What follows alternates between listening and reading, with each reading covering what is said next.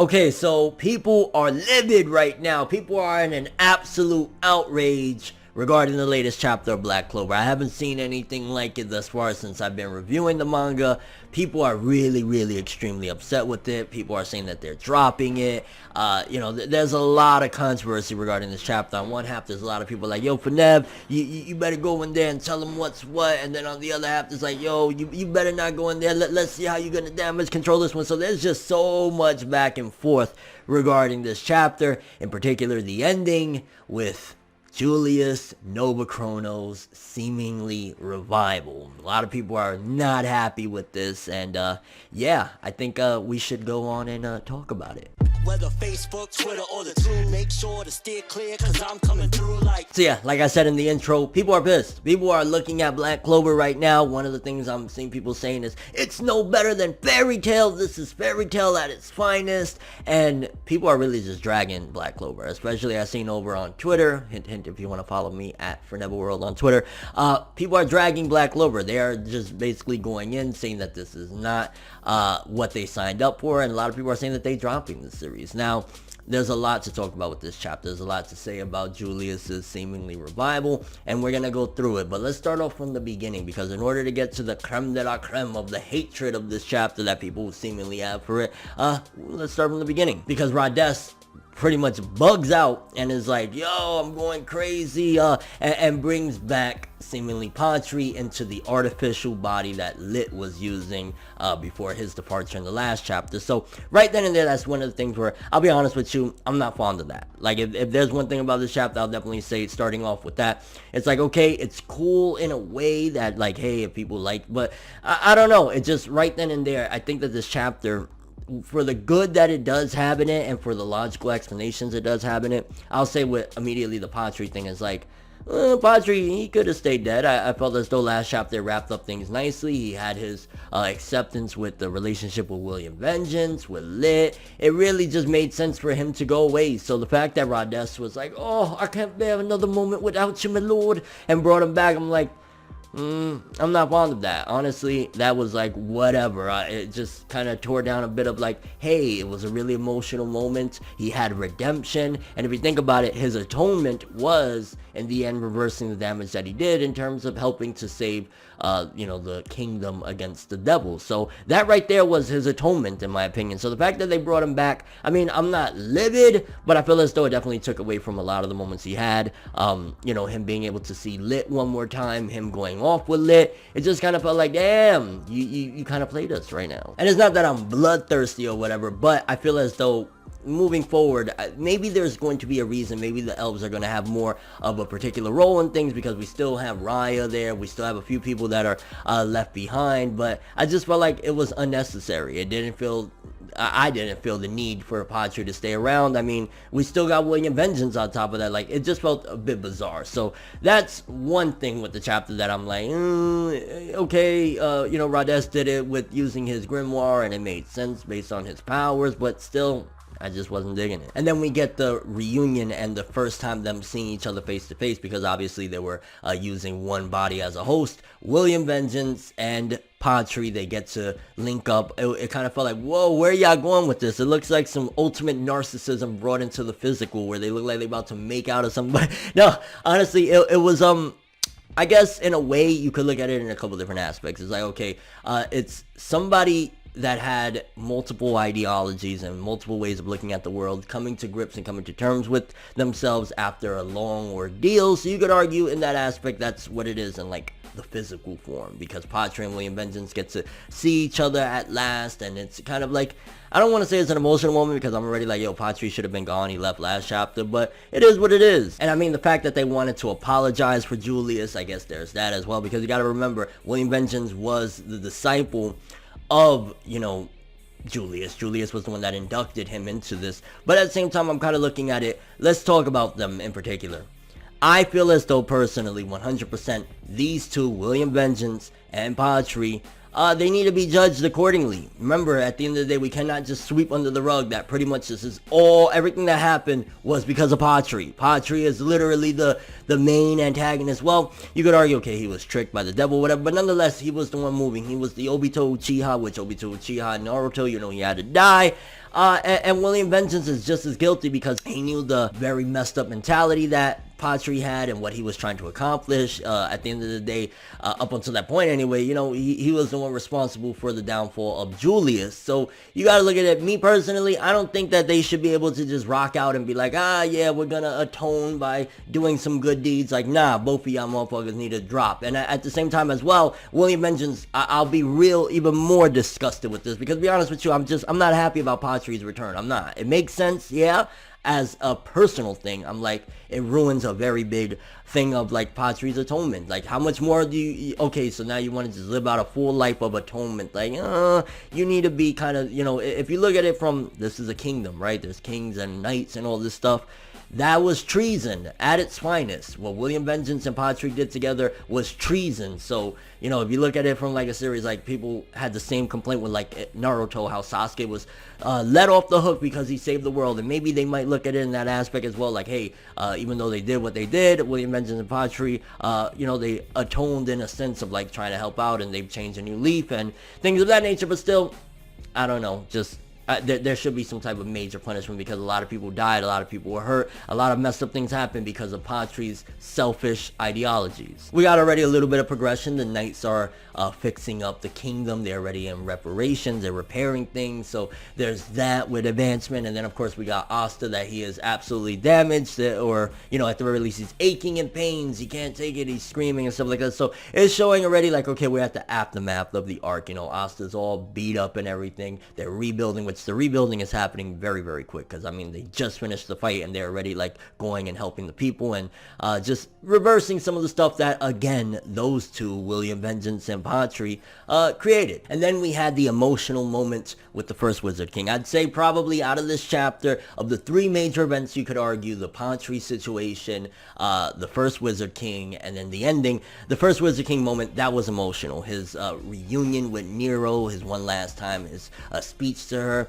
and just kind of seeing a little bit more of his goodbye and his him being able to kind of, I guess, leave in a smile. Because if you think about it, he died, or he was restricted, you know, he was petrified into that stone form for a long time in a messed up way. Like that's just like wrong. So the fact that he got to come back at least and see that everything that he fought for, you know, the big fight that he had against Lit and everything, wasn't for nothing. He got to see that his descendants, which it was kind of interesting how he pointed, or the camera went straight into Mimosa and Noel, like if those are straight up descendants of him, how they're living peacefully and they're living with the same ideologies. Also him saying, because, you know, one of the big things is a great leader doesn't care about the title. And he says, you know, I never cared about the title Magic Wizard, Magic Emperor, none of that shit. Like, you know, I'm just me. But that's also a stark contrast if you think about it, that Asta is like, yeah, I'm gonna be the Wizard King, yeah. And, you know, the first Wizard King was nothing like that. So maybe it'll be a stark contrast regarding him and how he's carving his own path, so to speak. And also you got to think there's a big difference between Asta and the first Wizard King. Asta had a devil or has a demon in him.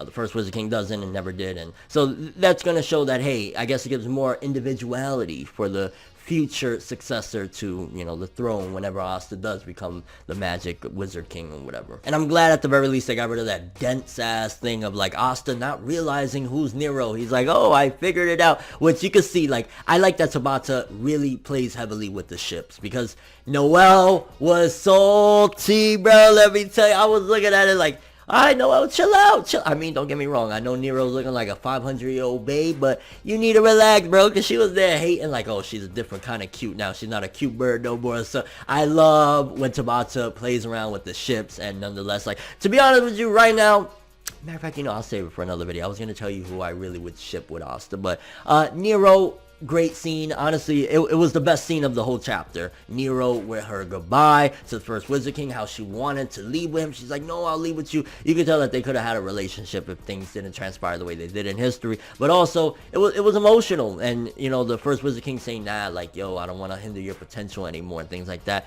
Best scene of the chapter, hands down. Just it was done very nicely, emotional, and the first Wizard King disintegrated into dust. So that's the end of him. I do think, though, at some given point, based on the way things have been transpiring, I think we'll see the first Wizard King's return yet again at some given point, and possibly not in this petrified state. Because if you think about it, it's kind of reminding me and mirroring, and I don't care what anyone says, you always bring up Naruto. Yes, I'm going to keep bringing up Naruto. I'm going to do it probably next video as well, just to spite you, damn it. No, in all seriousness, though, because you got to think about it, the first Wizard King was very restricted. He had this stone body, so it leaves room room for him to return again and be at his full potential and be a even bigger threat, and maybe not have that, easygoing, happy personality. Maybe it could be some sort of Edo Tensei of evilness or something like that. That's where I think Tabata leaves room for, wiggle room anyway, to if you want to bring back the first Wizard King and have him be an even bigger threat and something unknown, because you always got to leave a little bit of room for unknown so that you can build on it later. And then the end of the chapter that everybody and their mama is very, very upset about. I mean,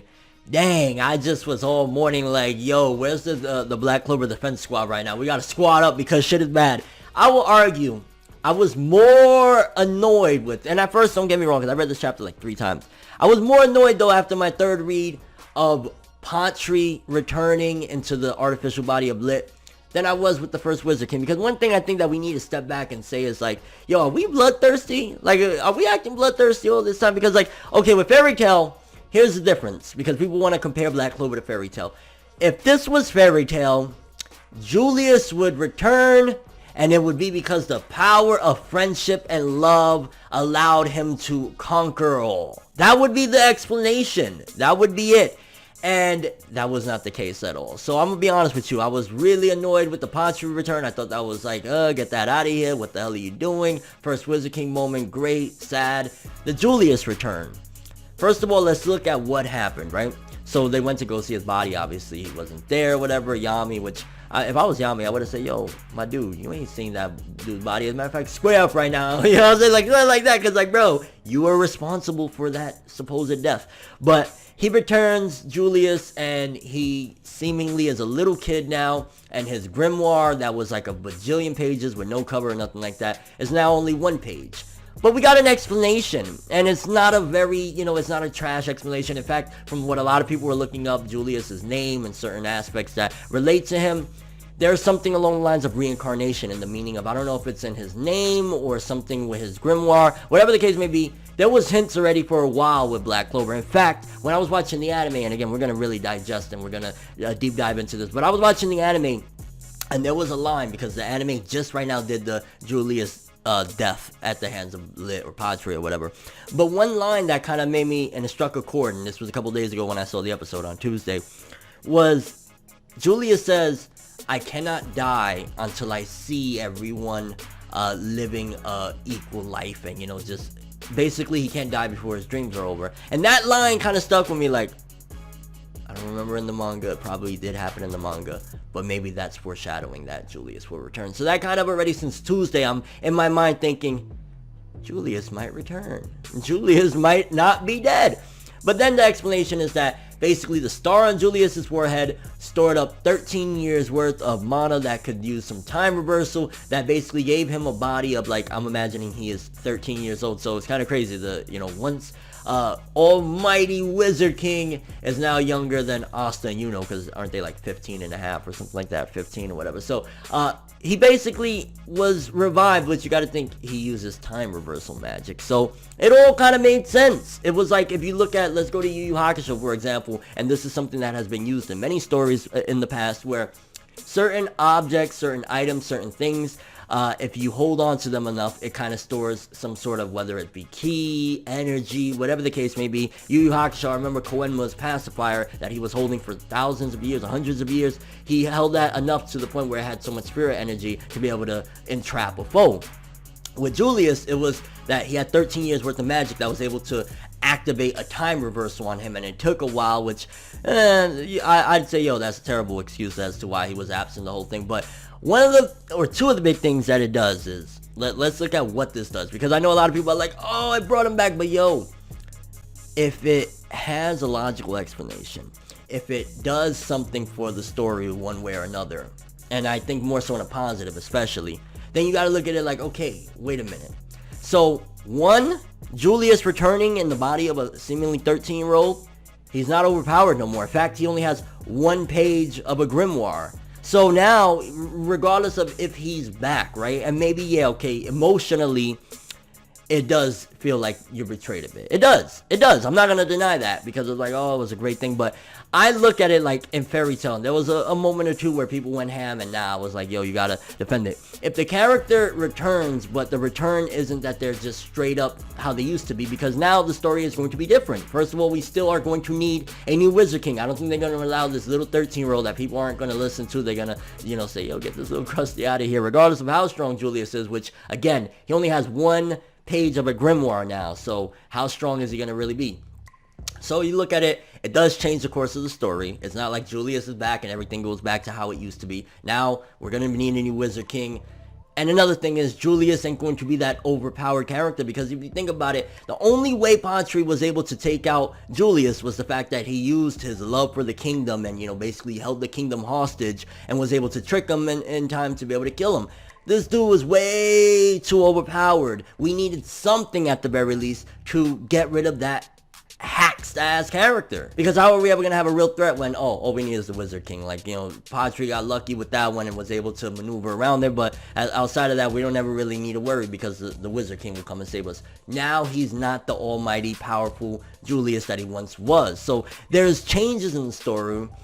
You would argue, like, because, okay, what did Julius's death really do for people like Asta? I didn't really see much character development. I mean, the same old, I can do it, and, you know, whatever. It didn't really have the biggest effect on Asta and Yuno, other than maybe it inspired them, like, yo, okay, we can't let him down. We got to keep on going, which Asta always, and Yuno always wants to, you know, I'm going to be the Wizard King someday. So you got to look at it like it doesn't really change any character development on the main character. If anything, I would argue that maybe what it did for Yami, you could say that it kind of takes away. But even then, Yami doesn't have his almighty sensei anymore. This is a little kid that's 13 years old, which, who knows, maybe by the end of the series, after Asta, Julius can be the next Wizard King again or some weird shit. I don't know. Or maybe, who knows, maybe it could be a temporary thing. We still don't have the full explanation. We just know that it was a 13 years worth of magic that was stored in that star that was able to revive him to this little kid body, and he only has one page of a grimoire. So we effectively changed, you know, the kingdom in terms of, like, I don't think he's going to be the Wizard King anymore.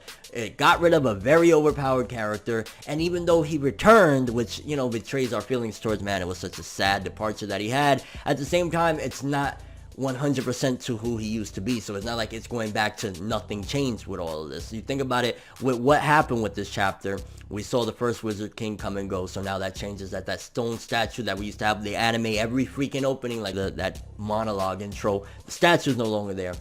Patry now, and the elves, like, you know, there was this whole big secret about the elves. Now there's elves everywhere. I will say, out of all of this, the Julius scene doesn't really bother me like that, because there's a logical explanation. There's some foreshadowing, a lot of foreshadowing, if you look at the meaning behind certain names with related to Julius, his grimoire, and things like that. So that wasn't the thing that bothered me. If anything, the thing of the chapter that really pissed me off and I was like, yo, get this garbage out of here, was Patry's return. That's like if Obito would have survived at the end of Naruto, and they would have been like, yeah, you know, Obito's gonna be a chill guy. Like, I don't know what they're gonna do with Raya, the rest of the elves, Patry and them, but I definitely don't want to see them in the Clover Kingdom. I don't even want to see William Vengeance returning to the Clover Kingdom. Like, if anything, get a time skip going, get the elves that they went off on their own way, make Yuno the captain of the Golden Dawn, and if not Yuno, I don't want to see William Vengeance, period, in the kingdom. Like, yo, that was, at the end of the day, treason. He betrayed the kingdom, no matter what you want to say, simply because of his feelings for his friend. So that was the part of the chapter that really pissed me off. Julius's return, okay, it does take away a good moment of, like, man, that was a tragic death. But are we here bloodthirsty? Or if it concerns regarding the narrative and it makes sense and it's not just bullshit of like, Julius returned because he had a boner for friendship. Like, that didn't happen. It was very logical, thought out. I think Tabata had this foreshadowed. So I see a lot of people are really upset and calling Fairy Tail on Black Clover and stuff like that. Like, no. If anything, I'll understand. I get it. Like, yo, that was a great death, and you don't like when they reverse a death. But if you think about it, if there's foreshadowing there, right? If it was already set up, it was not just like Tabata at the last minute decided, you know what, whatever. The dude has time reverse magic. It's logical. Maybe you don't like it. Maybe you're like, man, but that, you know, I really cried for that, or I really thought. And don't get me wrong, yeah, I thought that was an incredibly amazing moment when, you know, the fight happened and he fell at the hands of Patry or Lit or whatever. But you got to say that no matter what, yo, there's foreshadowing. It does make sense in terms of the narrative. his powers, and the fact that it's not like it completely reversed everything. He's not going to be the same Julius Novachrono. In fact, he's going to be more like maybe of a mentor in a way, but he's probably not even going to be that strong. Maybe because we don't know all of Julius's full background. He might have not been that formidable as a 13-year-old kid, especially now having only one page of a grimoire. And it was appropriate him thanking Yami and Vengeance. Well, I don't know. Maybe it was appropriate thanking Yami. I don't know. I don't like William Vengeance anymore. I don't like William Vengeance and I don't like Patry. Like, that's the problem of the chapter. People, I think, are getting a little twisted. If the narrative makes sense and calls for it, then it's fine that, you know, Julius is returned. But there was no call for for Patry to return in the artificial lit body. Like, that didn't need to happen. Like, Rhodes, you're a piece of garbage for doing that. You kind of messed this up. So that's how I look at it. I'm not mad at Julius's thing at all. In fact, I'm excited to see, well, where are they going to take it now? Who's going to be the next Wizard King? We still are going to need a new one. We can't have a little 13-year-old running the kingdom. So it's going to be really exciting. But I'm very, very, very curious as to what you guys thought of this chapter. Did you hate it? What was the problematic aspects? I know a lot of people are saying they're dropping it. I think that that's really ridiculous. Several shonen manga, in fact, majority of them have those moments where it's like, oh, it doesn't make sense, but that doesn't mean 214 chapters because one chapter kind of reversed and maybe messed up one arc. You got to drop it. If you do, kudos to you. I'm going to keep enjoying this Black Clover greatness. This didn't stop me. I will say the biggest thing that I hated about the chapter, one last time again, is Patry's return. I don't like Patry, and William Vengeance needs to be thrown in a cage or some shit because he committed very serious offenses, especially the fact that he was trusted by Julius and you turned your back on him. I don't care if it was for a friend and you wanted them to decide. Get William Vengeance out of here. Get the Elves and Patry up out of here. Let's get a time skip, a new Wizard King. Julius is going to be a little kid for the remainder of the series more than likely, and it made sense to me. But your overall thoughts of this Black Clover chapter and how you feel about the arc moving forward, and yeah, where we're going with this, I don't know. Black Clover is just freaking hype as hell. But I will say I understand people's reasonings behind how they feel about it, but I can't condemn a chapter that makes sense. That's all I have for this one though. Thanks for watching. Hope you enjoyed. If you liked anything I had to say or enjoyed the video, drop me a like. I'd greatly appreciate it. And if you want more from me, make sure to subscribe. Follow me on Twitter, Instagram. Hit that bell to get all notifications. And if you want to follow any of my other social media, links of course in the description below. I'm ForneverWorld, and as always, people, have an awesome day. And remember the golden rule: anime and manga for life, boy. Bow. Have an awesome day. Can't forget the music though. Hold on, let me play y'all a little something. You never gonna fly, even if you try. You never gonna ride. Gotta keep your head up, even if you cry. That's just one more reason to try.